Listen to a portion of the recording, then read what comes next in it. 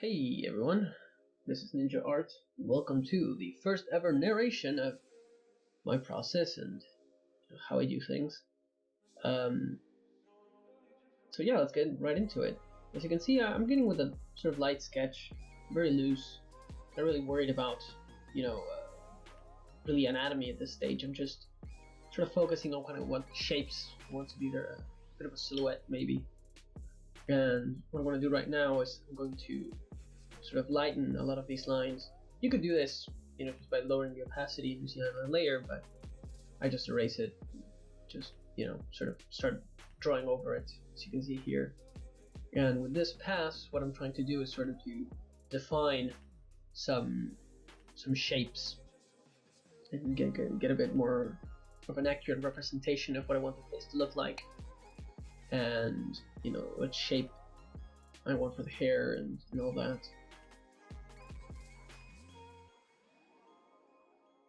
Just defining some eyes, getting some things sort of a bit more clean. Nothing too clean since we'll paint over all these lines. And now I'm adding some background colors to sort of base the other colors on.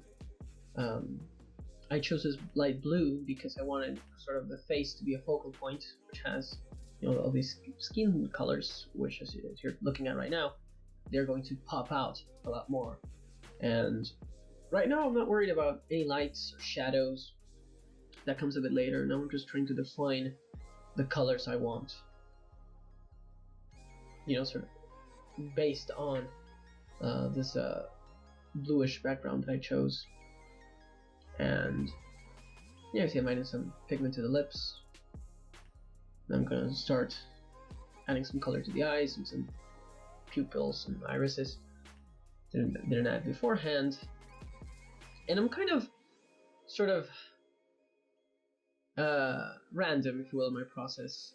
I don't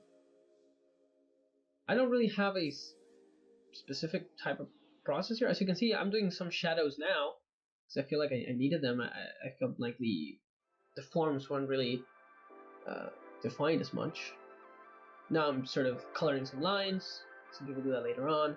But basically what I did was I sort of changed the hue of the lines there, turned to a deep red, and then locked the pixels and sort of painted over some lines like the eyes or the eyebrows and a little bit on the hair to make them a bit more gray, sort of match the actual color. And as you can see right now, I'm sort of rendering them, and this is most of what's going to happen from here on out. Just sort of defining forms, picking some colors, and seeing how I can make certain things pop.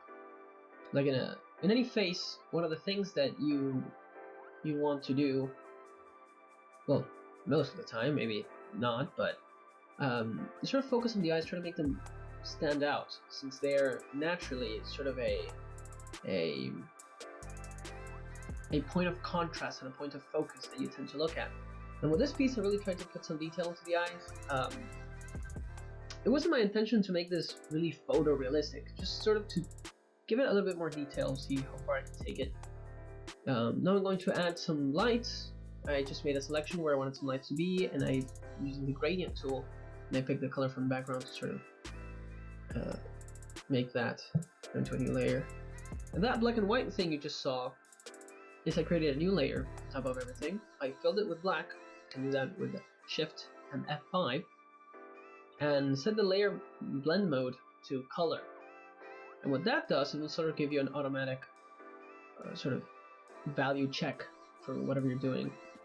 And yeah, I'm rendering. I don't really have a, as I said before, I don't really have a process. Some things are random. Like I'm rendering this eye, but as you can see the other one over there, it's not really, I'm not paying much attention to it at the moment. Mainly because I don't really have things figured out yet. I don't really know how I want this eye to look like yet. Now I'm going to make the eyebrow again, sort of hair by hair, if you will. Sort of detail that a little bit more. I'm going to get back on that later on, you'll see, but yeah. Moving on to that other eye, sort of make it match, making me crazy. And yeah, you see, don't be afraid to sort of delete your lines, paint over them, and just define some form. Sort of just get what you want in there, get some colors in. You'll tighten things up as you go. Don't really get caught up in anything at this stage. And the drawing ended up a lot more gray. It's pretty vibrant at the moment. But yeah, later on you'll see I'll do some adjustments, which I'll talk about. But yeah, sort of rendering some things. I should really be flipping the canvas, which I'm not. You can set Ctrl T and sort of right click it to do that. I have a hotkey for it.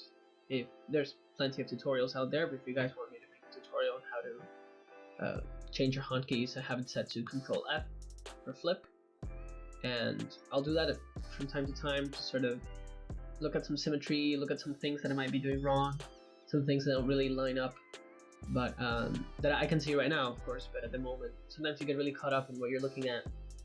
Flipping the canvas gives you a better perspective on things, and I'll do that eventually. But yeah, now I'm trying to define some things of the face, trying to sort of replace those lines with some value changes and color shifts that will indicate the forms that I want to get at here. And working on the lips. And lips are pretty hard, at least for me. They have a lot of value changes. They tend to be slightly wet and be a little bit reflective. So they'll have their own color to them. They'll have their very own sort of saturated reddish tone most of the time, or at least it's a bit more towards red and a little bit more saturated than the skin tone, at least. Most of the time anyway. And but they'll have a sort of specular or some sort of very contrasty, if that's a word, lines going through them. They basically have the same color as the light source. Pretty similar to the hair. As you can see, I'm sort of rendering it and adding some colors from the background to keep a little bit of that harmony, getting a little bit of those blue tones in the skin. It's very good to keep in mind how reflective things are, how they bounce off light. Some things are very opaque, and as you can see here, I'm messing around with the curves layer. You can't see that window, but basically what I did there was I opened up a new curves layer and adjusted its properties to sort of change the values a little bit. I made it a bit more darker. You basically just make that line funky until you're sort of find something interesting with the colors. And then what I did was I painted over some lines in the mask. The mask is going to be white by default, which basically means basically it just means that it's affecting every part of the image. I went and painted some black over that mask, to sort of reveal what was underneath the other layers when it went too far, because it made the whole image too dark. Yeah, as you can see, I'm adding some more highlights. I'm brightening some areas, trying to add a bit more contrast. What you'll see is I'll check from time to time. I'll check the values for that layer made a while back. Black and white layer on top of there. If you didn't catch that before, basically what I did was I made a new layer, filled it with black. You can do that with Shift and F5, and set it to color, so that basically I have a automatic way to check some values. And yeah, adding some things to the jacket here.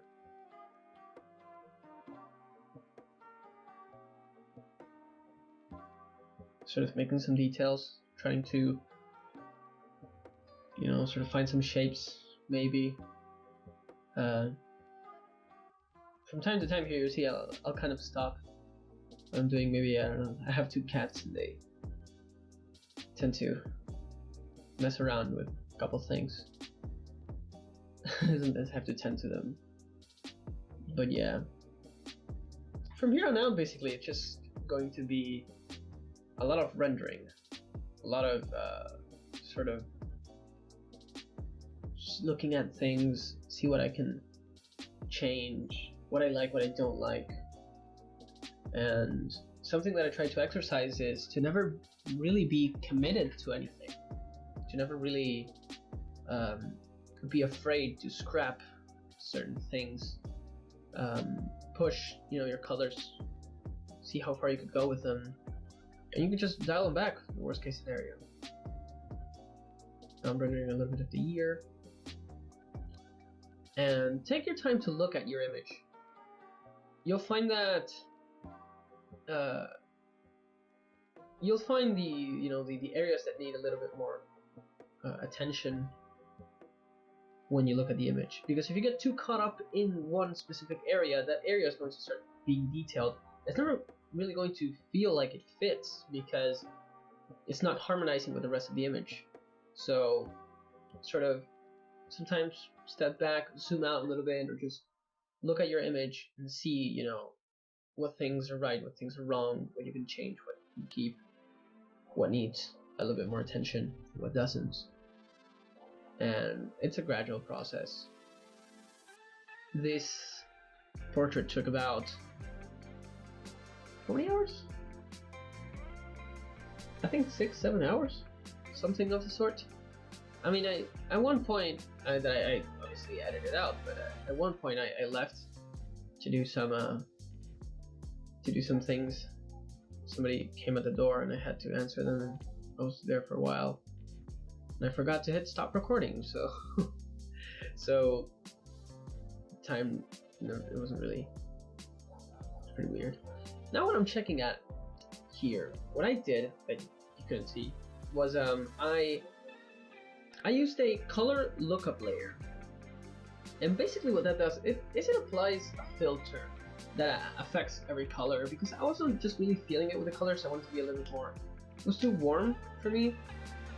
And so I applied those. I was testing some filters out, sort of, which is cool. It gives you some ideas as well as, you know, future projects or pieces you might want to do. And yeah, so I sort of see which one really sort of brought out the type of colors that I wanted. And now, as you can see, I'm going back here and detailing this eye a bit further. And detailing this, it's basically just reference the way to do it. I mean, like, just look at some pictures of eyes. This whole time, as you can see, the image is a little bit more to the right. That's because I was using PureRep, which is a little program that's pretty awesome. It helps you sort of have reference right there. Basically what it is, it's a window that it overlays everything. It's always on top of everything else you have, and you sort of put it to the side and you have your reference images there. I don't have a second monitor, but I know that a lot of people like to sort of set that little window to a window next to the monitor next to them, so they can sort of look at things. And there are some little details that you don't really expect, if you will. There's a lot of color variation in the eye, and there's a lot of sometimes punching up that saturation right next to the iris really makes it pop. You see that in some pictures. I don't know if that's Photoshop or something, but it really makes the eyes a lot more interesting, and yeah, some fun things to add to a drawing. As you can see, I flipped the canvas there, sort of check out some things, and you can sometimes doing that immediately tells you what's wrong. I'll go to a liquify layer a lot of times, because when you flip the image, you realize that your entire face is lopsided, and you sort of go into a liquify filter to adjust it a bit. Yeah, those lips were too dark for me. She looked like she kissed a bag of charcoal, so I lightened them up, made them a little bit more orange now, but later on you're going to see that I went with a bit more red to it. Just adding highlights, trying to render them out. Always look at your reference, try to really observe it. Don't just sort of try to look at things and what they, why they're doing these things. Try to understand what you're looking at here. And now I changed my brush mode up there in the upper left hand corner to an overlay mode. And well, you can do that with an overlay layer to get a better effect, but I just felt like the skin was a little bit too faded. It was blending with the image, but it wasn't popping out as much as I wanted it to, so I made a new layer, and I decided to overlay and sort of added some oranges, some reds to make it pop out. I'll dial it back. Sometimes I'll go back and erase some things because it was too much in certain areas once you look at it for a little bit. And yeah, I spent some time with these eyes. It's fun to paint eyes, actually. Quite enjoy it. And yeah, I guess I'll take some time to sort of explain my channel and what it wants to, well, what I want it to be. I don't upload. I don't really upload a lot. I'm not the type of person to be extremely consistent. That's something that I need to work on. So take what I say right now with a grain of salt, because I don't know how long I'll actually keep to what I'm saying. But I want this channel to not only be an art channel, if you will. I mean, everything that I'm going to do is art related some way, I feel, at least at the moment. But I don't want it just to be an art tutorials thing. I don't want it to be a speed paints thing. I want to have a little bit more sort of personality in it. I want it to be a little bit more my own. Unlike a lot of things, I have very varied taste, and a lot of things that I like are really just radically different. I like these sort of realistic, sort of realistic, I guess, sort of detailed portraits, but sometimes I really like, sort of simple landscapes and stuff like that. And it really depends on my mood and what I want to try. Right now, what I'm doing here is I'm trying to do a grunge wall, a sort of a kind of torn down wall. I didn't want to just add a texture. I wanted to see if I could actually paint the texture by hand. And I'm using some textured brushes, seeing if I can achieve that effect. Basically, what I wanted to do is sort of make a wall that looked like, it had been painted several times, but the paint is sort of worn off. You can see different layers. You can see how, sort of humidity and different things have affected the color of the paint. Some maybe slight indications of moss or something like that. And the wall being run down. I don't know, it gives it a bit more character. And yeah. So as I was saying before, I want this channel to have a bit of variety. I don't want it to be just one thing. So I don't know. There's not really going to be a lot of people watching, I guess. I don't expect them to. I'm guessing I'll get, like, I don't know, some 50 views on this or something, if even that. But that doesn't matter to me. Not right now, at least. I want this YouTube channel to be kind of a journal, if you will, a little bit of a sort of personal thing. Maybe, at some point, form a community and have some interesting dialogues and talk about some things. I don't really want this to be like a commentary channel, but I don't want it to be restricted to one thing only. And yeah, I don't know how that'll favor the algorithm or whatever, but I don't know, it's something that I want to do anyway. I just did that curves adjustment again. This sort of value shift looks interesting to me, because basically what happened there was I changed the colors, but it didn't really change the value of things. Some things remained desaturated, but for instance the eyes were really not popping out of that adjustment, because I had really lightened the dark values of the eyes and the eyelashes and stuff. So I went and sort of removed that part from the mask. And now I'm trying to figure out a background, because believe it or not, a background actually adds a lot to your piece. A lot of times I don't really pay attention to it, and there's something I'm trying to do a bit more these days. I'm trying to sort of add a little bit of storytelling to things, because at the end of the day, that's what I want to do. And yeah, I was just listening to some music, and sort of this idea of this house came to mind. I thought maybe, I don't know, this girl was visiting this house, or this house was abandoned, or something of the sort. And I would, you know, sort of something like that. I don't know. And, you know, painting some tiles and some details. And, you know, sort of making some sort of, I guess, gates or bars there. It's not crucial, like it doesn't matter. It adds something to your piece. It adds sort of a feeling to your piece. Other than the colors, which really does is what gives, you know, sort of the emotion, conveys it. But don't underestimate the power of storytelling, and because that adds a lot to everything.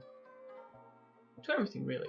You can make a character, and just adding a slight indication of a background might tell you a lot more about who they are. Yeah. And I struggled with this hair, with some areas of it, because I wasn't really happy with the shapes that I was coming to. I really didn't. It just felt like it was too simple, you know what I mean? Like, it wasn't flowy enough, and hair should, well, most of the time, it should create a lot of these interesting, sort of wavy things. Even though, I mean, this girl's hair is slightly wavy, but you could consider it to be straight. And, you know, hey, there's nothing wrong with straight hair. It sometimes speaks volumes to the character, but this wasn't. It just wasn't the case here. So you can see there, I'm trying to sort of show a little bit of the ear through the hair, and I'm writing some sort of rose strands. Because hair, I mean, the way to tackle hair is, you know, you draw the big shapes, you draw the clumps, and then you sort of add details, and you add these sort of these lines, these things that are sort of way different and out of the blue, make it a little bit more random, to give you sort of the idea that it's a little bit more natural, when in reality you calculated it to the very tip. But yeah, now I'm adding some rim shadows. What that does is it helps you define your focal point. It helps you sort of, you know, sort of define some shapes. And don't add too much of it though, because it'll look like a YouTube thumbnail, or I don't know, it looks weird. I mean, depends on what you're looking at. If they're standing, you know, behind, well, not behind, in front of the sun, if you will, something like that. If a character that has a very, very strong light behind them, then yeah, that's going to produce a huge rim light. But, well, realistically, your character will look like a silhouette, pretty much. And hey, that might be what you're going for, but yeah. Just doing some shapes on the nose, doing some bounce light. And as I said earlier, all of this is going to be rendering, pretty much just defining shapes, and that's what rendering is pretty much. Right now I basically have a good idea of the colors that I want. Some things will seem off. I'll change them. As you can see, well, right now I'm adding. I went with that curves adjustment again. That's just amazing. I just went there and made the background color different, and it ended up being this sort of greenish yellow mixed with a blue. It made I guess a better contrast to it, and this skin is looking kind of weird and glowy. I'm going to try some different blending effects with the layers. Eventually I just came to the conclusion that soft light in this case was the way to go, but yeah, I wasn't really, the skin fell into that same trap before, that it was too gray, it wasn't popping out as much, it looked dead. And if your skin looks dead, maybe you need to add some more red tones. Red tones indicate blood under things, and that's how you make things more lively. Keep that in mind. Sometimes you need to warm up your image in order to make it a little bit more, alive. But it depends on the feel you're going for here.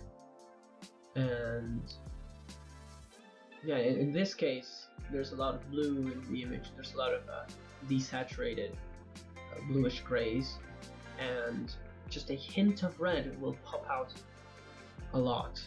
Like the lips, if you see the navigator over there on the right, that little image, that sort of representation that helps you look at things from far away, that's why I have it there. You might see that the lips really stand out there because they're the reddest, if you will, part of the face.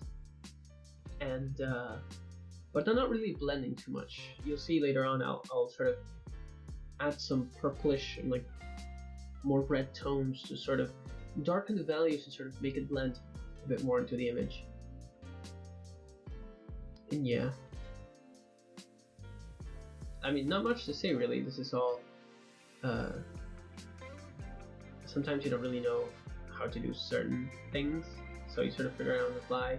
Like I've never done a zipper, I never detailed a zipper before, but I sort of winged it, and I'm by no means saying that it came out good, but I mean it's something, And now I'm going to try to figure out how to how to get that light, that sort of green light that the rest of the image has, onto the reflection of that zipper. And I kind of figured it out, but yeah, I'm not sure how good it's going to be. And yeah, it's just rendering a lot of stuff. But this video is coming. It's going to come to an end soon. And well, as you can see, I'm darkening lips, so I'm rendering that. And one question you might have is, hey, how do you know when you're done? You might be feeling like, hey, I was done like 10 minutes ago. How do you know when to keep going and stuff? And eventually you get really just tired of a piece, and like I can see how that might be a question you might have, and you might just drop it and just go forth and be like, fuck it. And I know that feeling. I mean, you get a lot of sort of, through experience, you'll gain a lot more stamina, a lot more sort of will to do things and take things to a certain level. So you'll get that with time. You can do a video on that if you'd like, sort of how to exercise that and maybe how to go about doing that. But basically, when you're done, when you analyze your image and you're like, alright, I don't really have much else to do. You're always going to have one little thing that you look at it afterwards and you're like, I could have done this. This value is off. You could spend forever with any piece of art, but you'll know.